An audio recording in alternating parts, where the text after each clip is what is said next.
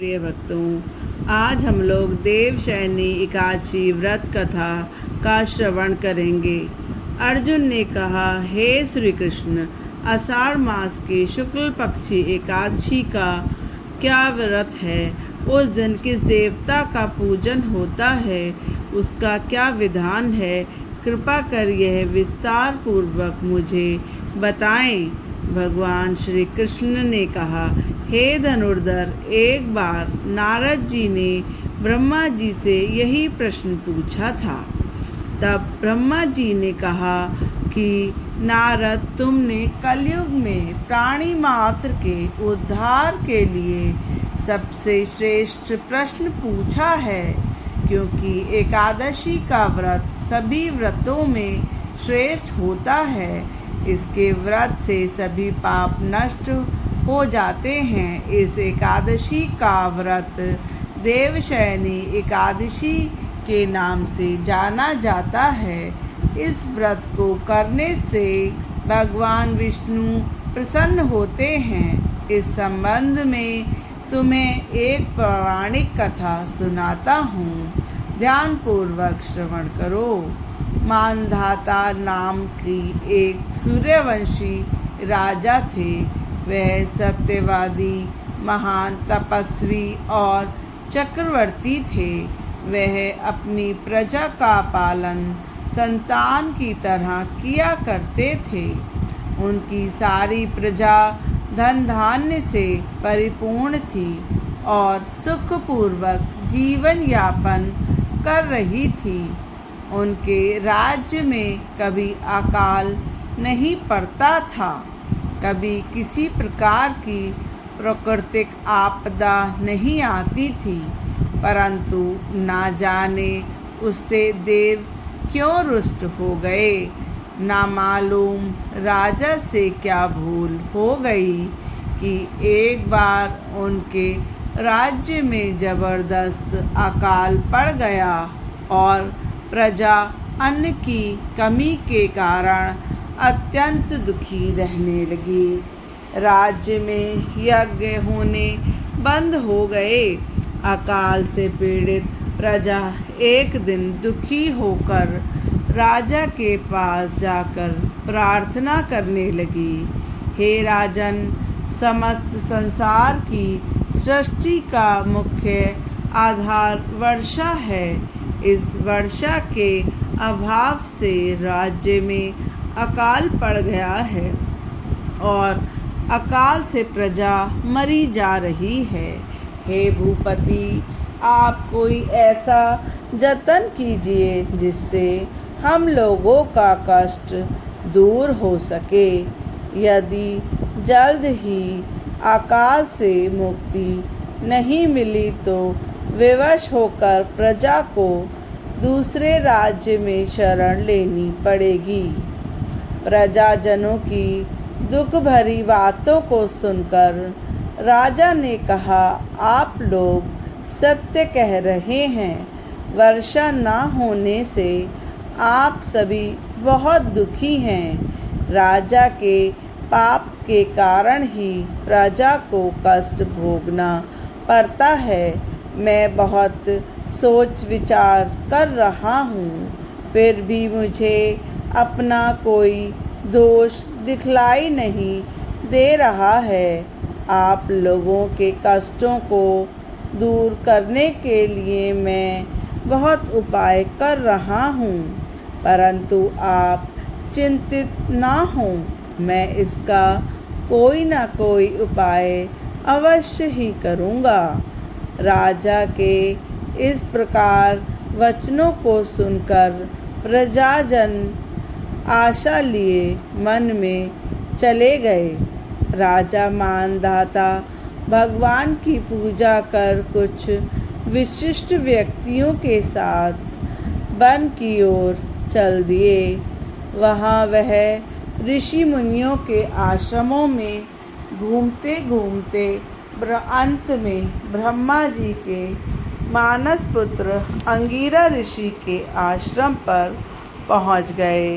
रथ से उतरकर राजा आश्रम में चले गए। वहाँ ऋषि अब सभी अपने नित्य क्रम से निवृत्त हुए थे। राजा ने उनके सन्मुख पहुंचकर उन्हें प्रणाम निवेदित किया।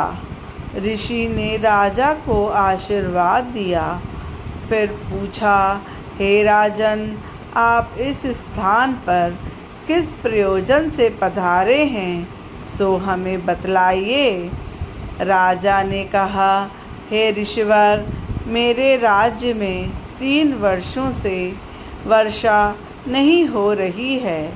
इससे अकाल पड़ गया है। प्रजा अनेक प्रकार के कष्ट भोग रही है।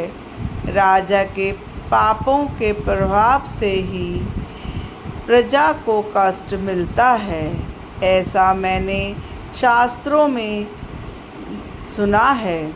मैं धर्मानुसार राज्य करता हूँ, फिर वह अकाल कैसे पड़ गया, इसका मुझे अभी तक पता नहीं चल सका है। अब मैं आपके पास इसी संदेह की निवृत्ति के लिए आया हूँ। आप कृपा कर मेरी इस समस्या का निवारण कीजिए और मेरी प्रजा के कष्टों को दूर करने के लिए कोई उपाय बताइए। सब वृत्तांत सुनने के पश्चात ऋषि ने कहा, हे नृपति, इस सतयुग में धर्म के चारों चरण सम्मिलित हैं। यह युग सभी युगों से उत्तम है। इस युग में केवल ब्राह्मणों को ही तप करने और वेद पढ़ने का अधिकार है, किंतु आपके राज्य में एक शूद्र व्यक्ति तप कर रहा है। इसी के दोष के कारण आपके राज्य में वर्षा नहीं हो रही है। यदि आप प्रजा का कल्याण चाहते हैं तो शीघ्र ही उस शूद्र व्यक्ति का वध करवा दीजिए।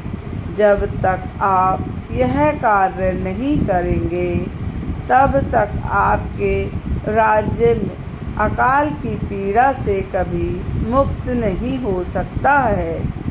ऋषि के इस प्रकार के वचन को सुनकर राजा ने कहा, हे मुनि श्रेष्ठ, मैं उस निरपराध तप करने वाले शूद्र को नहीं मरवा सकता हूँ। किसी निर्दोष मनुष्य की हत्या करना मेरे नियमों के विरुद्ध है और मेरी आत्मा इसे किसी भी स्थिति में स्वीकार नहीं करेगी। आप इस दोष से मुक्ति का कोई दूसरा उपाय बताइए। राजा को विचलित जानकर ऋषि ने कहा, हे राजन, यदि आप ऐसा ही चाहते हैं तो आषाढ़ मास के शुक्ल पक्ष की देवशयनी नाम की एकादशी का विधि पूर्वक व्रत करो। इस व्रत के प्रभाव से तुम्हारे राज्य में वर्षा होगी और प्रजा भी पूर्व की भांति सुखी हो जाएगी, क्योंकि इस एकादशी का व्रत सिद्धियों को देने वाला है और कष्टों को मुक्त करने वाला है।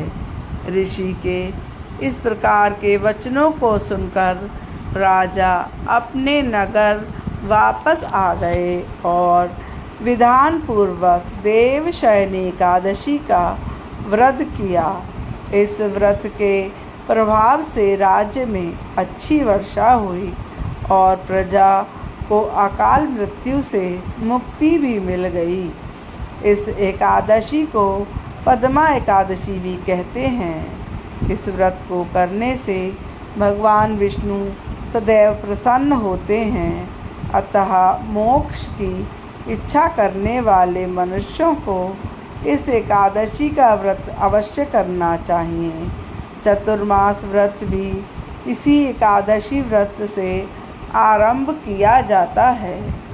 इस देवशयनी एकादशी व्रत का सार इस प्रकार है। अपने कष्टों से मुक्ति पाने के लिए हम किसी दूसरे व्यक्ति का बुरा नहीं करना चाहिए। अपनी शक्ति से और भगवान पर पूरी श्रद्धा और आस्था रखकर संतों के कथनानुसार सत्य कर्म करने से बड़े बड़े कष्टों से सहज ही मुक्ति मिल जाती है। राधे राधे भक्तों, अगर आप चैनल पर नए हैं तो प्लीज़ चैनल को सब्सक्राइब तथा वीडियो को लाइक अवश्य करें। जय जय श्री राधे।